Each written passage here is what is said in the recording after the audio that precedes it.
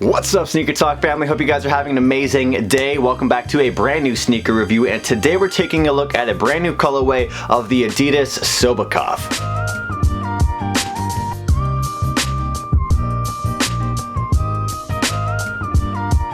So if you're a fan of soccer or football like myself, you're going to be a huge fan of the Adidas Sobakov. This sneaker was actually inspired by old school Adidas soccer shoes. And yes, I know I say soccer shoes, that's just because I'm Canadian, but I know a lot of people call them football cleats as well, or football boots for that matter. So the Adidas Sobakov is actually inspired by the Adidas Predator Precision from the 2000s. And these sneakers feature a stretchy knit upper, a very bold outsole, which I'll get into in a second, and it has a very soccer-like kind of vibe. So if you want to bring those, soccer vibes off the pitch and just bring them into your daily life with the shoe that you can wear pretty much every day, this is a way you can do so. Now these shoes have a very fierce and aggressive kind of look to it, and that is because they are inspired again by the Predator Precision from the early 2000s. We have the reflective 3 stripes on the side of the shoe, and it's a really nice touch because you don't see that very often. And this version of the shoe is actually the Sesame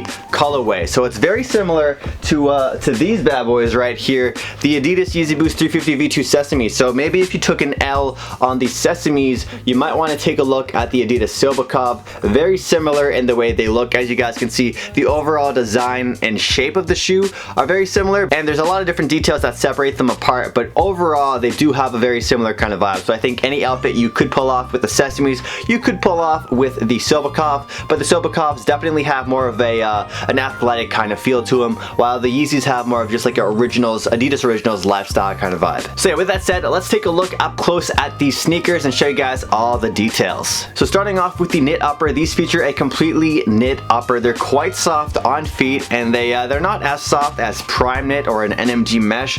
They are a bit more rugged, and they feel more durable than an NMG mesh for that matter. So this is going to be a shoe that's going to probably stand the test of time much longer than other Adidas Original sneakers. Now besides the knit upper, again it has those 3 stripes which sort of look like waves on the side with some 3M reflective accents. And then let's take a look at the tongue. The tongue actually has a leather stitched into it on top of it in a more of an olive kind of color scheme, and in certain lighting this Sesame colorway really does look like an olive. But yeah, we do have a leather tongue. We also got the Sesame laces as well to make it go for a monochrome look. Taking a look at the booty, you guys can see you have a very accessible and easy to pull down pull tab, so you can just slip your feet right in. And the outsole is probably the star of the show when it comes to the Adidas Sobakov. It has a cool sculpted outsole. Like, there's so many textures and ridges into this shoe. I've said this before in the past, but it really looks like a tree